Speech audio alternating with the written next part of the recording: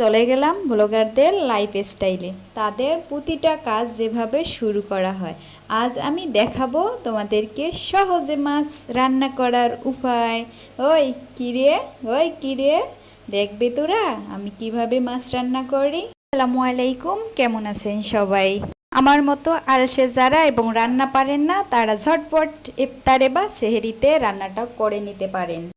বিশেষ দ্রষ্টব্য, আমার রান্নাটা উত্তরবঙ্গের মানুষের একটু বেশি পছন্দ হতে পারে, কারণ যারা ভাজা মাছের তরকারি একটু কম পছন্দ করে। তো চলুন রান্নার বিষয়ে ফেরা যাক।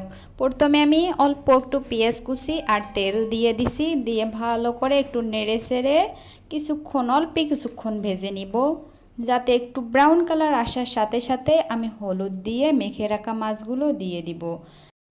পেঁয়াজ, রসুন, আদা আমি পেস্ট করে নিয়েছি, তোমরা চাইলে এমনিও দিতে পারেন। তারপরে মরিচের গুঁড়া, হলুদের গুঁড়া, একটুখানি জিরার গুঁড়া, একটুখানি ধনিয়া গুঁড়া আর অল্প একটু মাছের মশলা আমি দিয়ে ভালো করে নেড়ে নেব।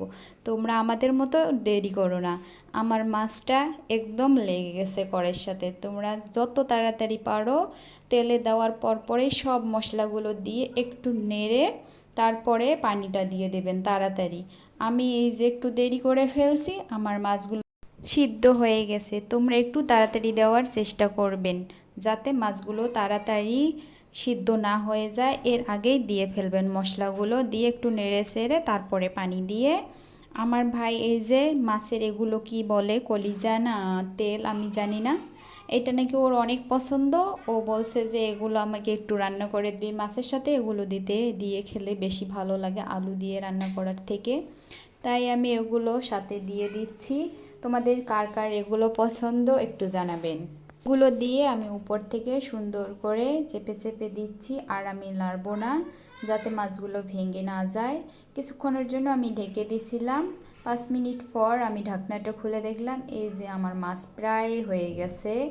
আর একটু পরে আমি 3টা কাঁচামরিচ দিয়ে দিলাম, দিয়ে প্রায় আমার রান্না শেষ। এখন আমি চুলাটা বন্ধ করে দিয়ে আমার ভাইকে দিব, যে খেয়ে দেখবে রান্নাটা কেমন হয়েছে। তোমরা আবার বলো না যে আমি ভাইকে ভয় দেখিয়ে হয়তো ভালো রিভিউ নিয়েছি, এটা কখনোই না। আমার রান্নাটা আসলেই সুন্দর হয়েছে। এই যে তোমরা দেখো আমার ভাইয়ের রিভিউ কেমন, ও খেয়ে বলেছে তো অনেক মজা হয়েছে আমার রান্না। এখন তো অনেক বিপদে পড়ে গেলাম, ও আমাকে প্রতিদিনই বলবে যে রান্না করে দে, তোর রান্না তো অনেক মজা হয়েছে। তো টাটা, আজকের রান্নাটা আমার এই পর্যন্তই। আসলেই আমার রান্নাটা কিন্তু অনেক মজা হয়েছে। বাই বাই সবাইকে, আল্লাহ হাফেজ।